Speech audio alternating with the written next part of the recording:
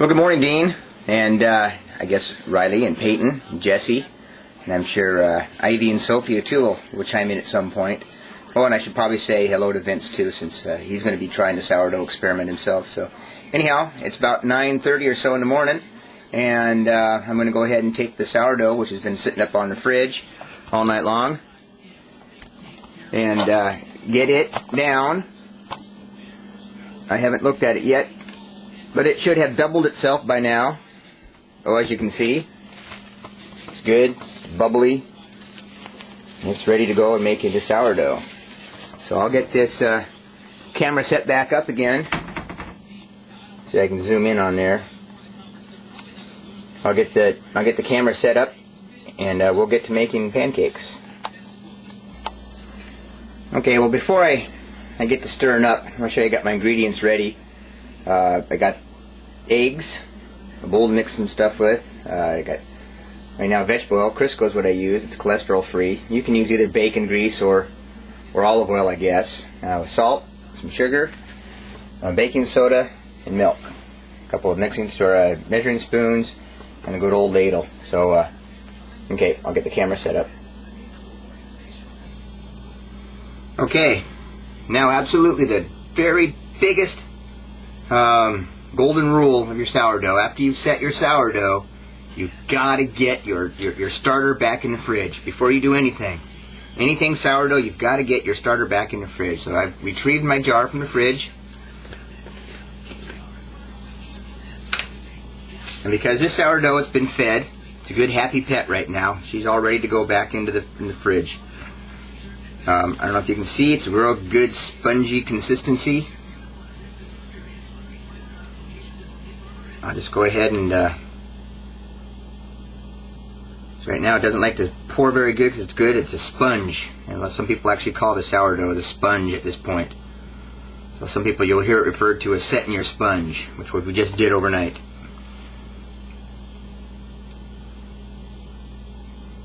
We'll get back in there.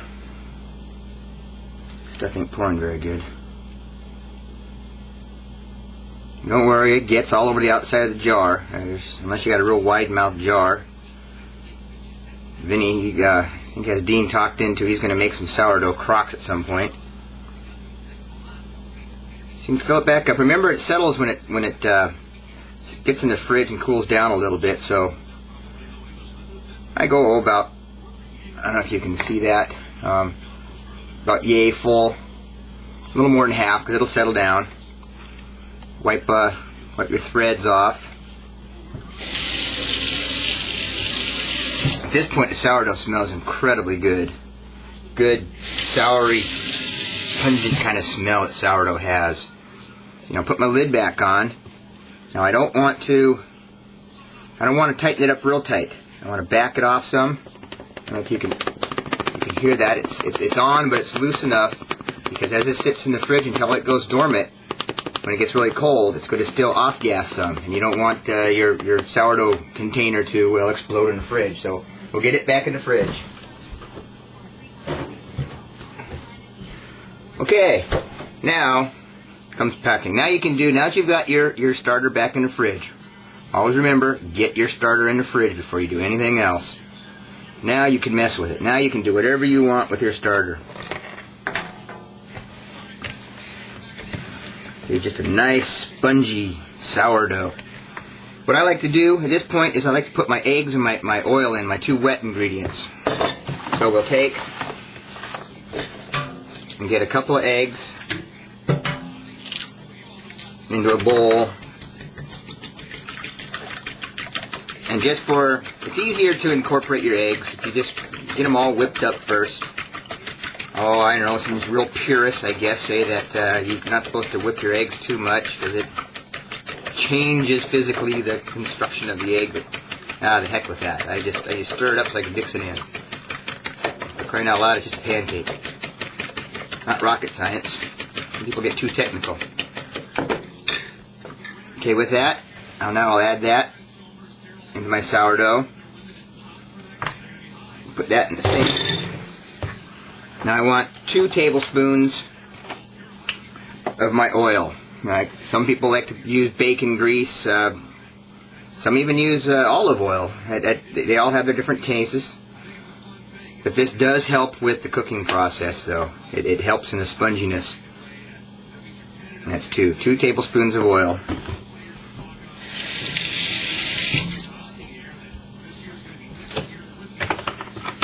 So now we'll go ahead and just stir that in. It might take a little bit because the sourdough itself is good and spongy. And you don't want, that's one thing with sourdough, you don't really want to over mix things. If you over mix it, and then your pancake just winds up a little bit too flat. That's part of when the baking soda comes in. But we'll get this mixed in.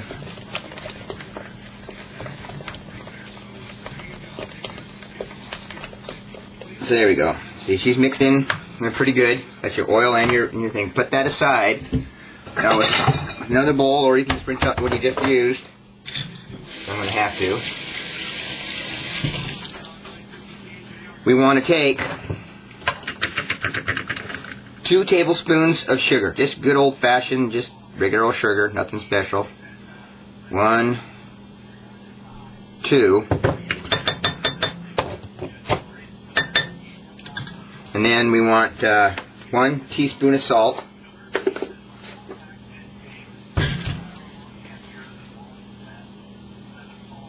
Some may think it's a little bit too much salt, but I don't know. See, 1 teaspoon of salt. Now 1 teaspoon of baking soda, just good old-fashioned Arm & Hammer. 1 teaspoon of baking soda.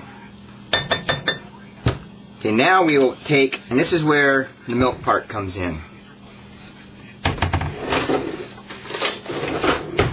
Some recipes you see call for a 1/4 cup, and that's where you can, if you think your batter is a little bit on the thick side, you can go ahead and use a 1/4 cup. But I use about 1/8 of a cup or so, just enough to make a slurry out of this stuff. Because as we add this to the sourdough, the baking soda will immediately start working with, I guess the acids, you want to call it, in the sourdough, and it'll start a real fluffing up, a rising period. But this baking soda at the same time also does cut back some of the sourness of the sourdough. It neutralizes that good old sour flavor.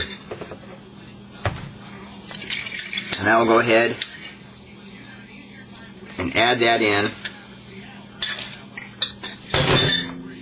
And you'll see it now as we start stirring it in, that baking soda is going to start really fluffing up. And you want to get it stirred up. There's a happy medium. You want to get it stirred up so everything's incorporated real good. But you don't want to over fluff it. It's because the baking soda right now is going to start off-gassing all the gas at the same time it's rising.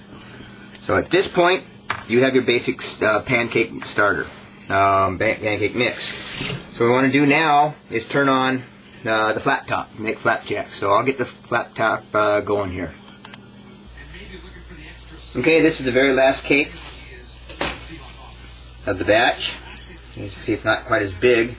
This particular batch made 1, 2, 3, 4, 5, 6, 7, 8, 9, 10. It's the 11th pancake. You can see the size they are. So this would feed, a few people. There's a couple left over. Okay, as you see, I've got myself a plate of some sourdoughs, and I'm going to eat them.